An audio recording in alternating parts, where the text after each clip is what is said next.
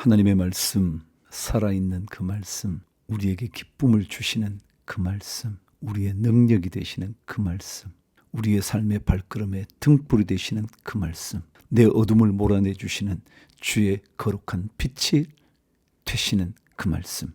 하나님의 말씀 읽기 365, 9월의 5번째 날입니다. 하늘아버지, 우리의 가장 좋은 아빠 아버지, 어떤 일이 있어도 우리를 먹이시고 어떤 일이 있어도 우리를 입히실, 우리를 책임지실 여호와, 그분을 기대하면서 오늘도 말씀 앞에 섭니다.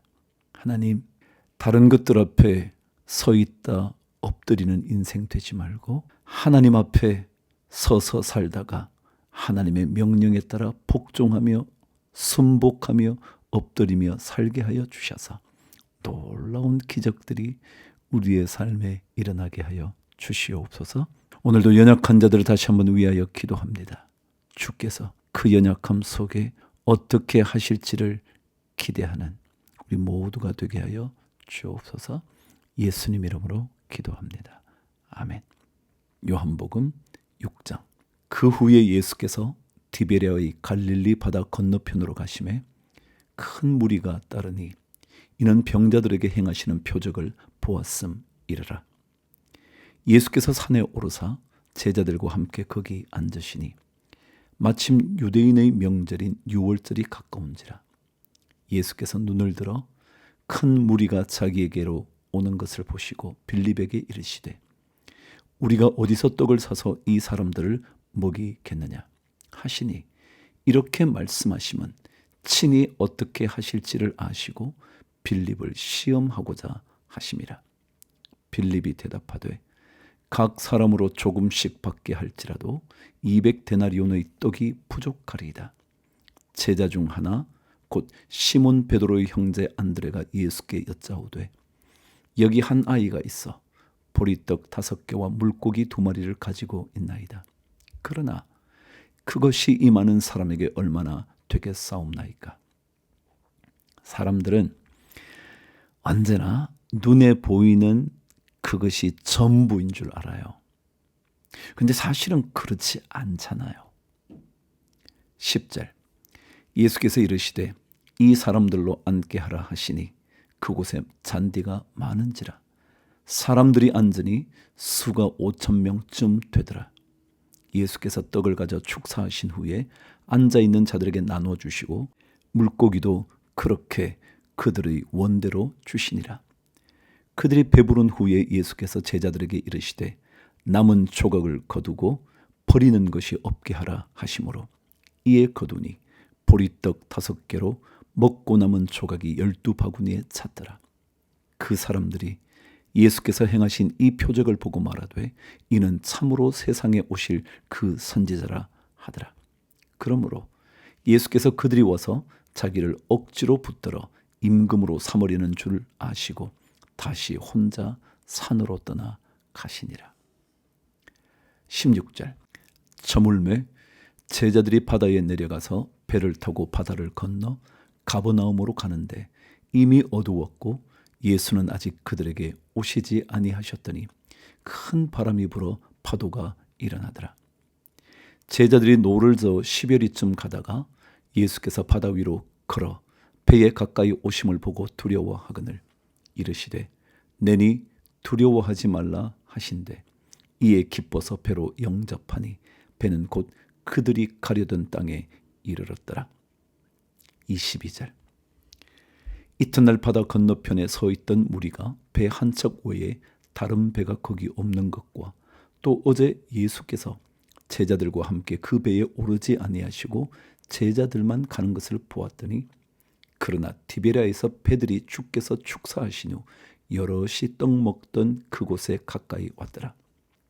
무리가 거기에 예수도 안 계시고 제자들도 없음을 보고 곧 배들을 타고 예수를 찾으러 가버나움으로 가서 바다 건너편에서 만나 랍비여 언제 여기 오셨나이까 하니 예수께서 대답하여 이르시되 내가 진실로 진실로 너희에게 이르노니 너희가 나를 찾는 것은 표적을 본 까닭이 아니요 떡을 먹고 배부른 까닭이로다. 여러분, 표적을 본 것과 떡을 먹고 배부른 그것이 다른 게 뭐예요? 떡을 먹고 배불렀던 그것도 놀라운 표적이잖아요. 그런데 제가 말씀드린 것처럼 표적이라는 말은 사인이거든요. 그러니까 사인을 깨달아야 되는데 사인을 못 깨달았다는 거예요. 표적을 봤다는 얘기는 사인을 알고 그래, 하나님께 가야지. 그래야 거기에서 무언가가 일어나지. 그걸 알아차려야 하는데 단순히 떡을 먹고 배부른 거기에 만족했다는 거죠. 27절. 썩을 양식을 위하여 일하지 말고 영생하도록 있는 양식을 위하여 하라. 이 양식은 인자가 너희에게 주리니 인자는 아버지 하나님께서 인치신 잔이라. 그들이 묻되 우리가 어떻게 하여야 하나님의 일을 하오리이까? 예수께서 대답하여 이르시되 하나님께서 보내신 이를 믿는 것이 하나님의 일이니라 하시니 그들이 묻되 그러면 우리가 보고 당신을 믿도록 행하시는 표적이 무엇이니까? 하시는 일이 무엇이니까? 기록된 바 하늘에서 그들에게 떡을 주어 먹게 하였다 함과 같이 우리 조상들은 광야에서 만나를 먹었나이다. 예수께서 이르시되 내가 진실로 진실로 너희에게 이르노니 모세가 너희에게 하늘로부터 떡을 준 것이 아니라 내 아버지께서 너희에게 하늘로부터 참 떡을 주시나니 하나님의 떡은 하늘에서 내려 세상에 생명을 주는 것이니라. 그게 누군데요? 아니 그게 어떤 떡인데요? 예수 그리스도라는 생명의 떡. 34절. 그들이 이르되 주여 이 떡을 항상 우리에게 주소서. 예수께서 이르시되 나는 생명의 떡이니 내게 오는 자는 결코 줄이지 아니할 터이요 나를 믿는 자는 영원히 목마르지 아니하리라. 그러나 내가 너희에게 이르기를 너희는 나를 보고도 믿지 아니하는도다 하였느니라. 아버지께서 내게 주시는 자는 다 내게로 올 것이요 내게 오는 자는 내가 결코 내쫓지 아니하리라. 내가 하늘에서 내려온 것은 내 뜻을 행하려 함이 아니요 나를 보내신 이의 뜻을 행하려 함이니라. 나를 보내신 이의 뜻은 내게 주신 자 중에 내가 하나도 잃어버리지 아니하고 마지막 날에 다시 살리는 이것이니라. 내 아버지의 뜻은 아들을 보고 믿는 자마다 영생을 얻는 이것이니 마지막 날에 내가 이를 다시 살리리라 하시니라. 41절. 자기가 하늘에서 내려온 떡이라 하심으로 유대인들이 예수에 대하여 수군거려 이르되 이는 요셉의 아들 예수가 아니냐? 그 부모를 우리가 아는데 자기가 지금 어찌하여 하늘에서 내려왔다 하느냐? 예수께서 대답하여 이르시되 너희는 서로 수군거리지 말라. 나를 보내신 아버지께서 이끌지 아니하시면 아무도 내게 올 수 없으니 오는 그를 내가 마지막 날에 다시 살리리라. 선지자의 글에 그들이 다 하나님의 가르치심을 받으리라 기록되었은즉 아버지께 듣고 배운 사람마다 내게로 오느니라. 이는 아버지를 본 자가 있다는 것이 아니니라. 오직 하나님에게서 온 자만 아버지를 보았느니라. 진실로 진실로 너희에게 이르노니 믿는 자는 영생을 가졌나니 내가 곧 생명의 떡이니라. 너희 조상들은 광야에서 만나를 먹었어도 죽었거니와 이는 하늘에서 내려오는 떡이니 사람으로 하여금 먹고 죽지 아니하게 하는 것이니라. 나는 하늘에서 내려온 살아있는 떡이니 사람이 이 떡을 먹으면 영생하리라. 내가 줄 떡은 곧 세상의 생명을 위한 내 살이니라 하시니라. 그러므로 유대인들이 서로 다투어 이르되 이 사람이 어찌 능히 자기 살을 우리에게 주어 먹게 하겠느냐? 예수께서 이르시되 내가 진실로 진실로 너희에게 이르노니 인자의 살을 먹지 아니하고 인자의 피를 마시지 아니하면 너희 속에 생명이 없느니라. 내 살을 먹고 내 피를 마시는 자는 영생을 가졌고 마지막 날에 내가 그를 다시 살리리니 내 살은 참된 양식이요 내 피는 참된 음료로다.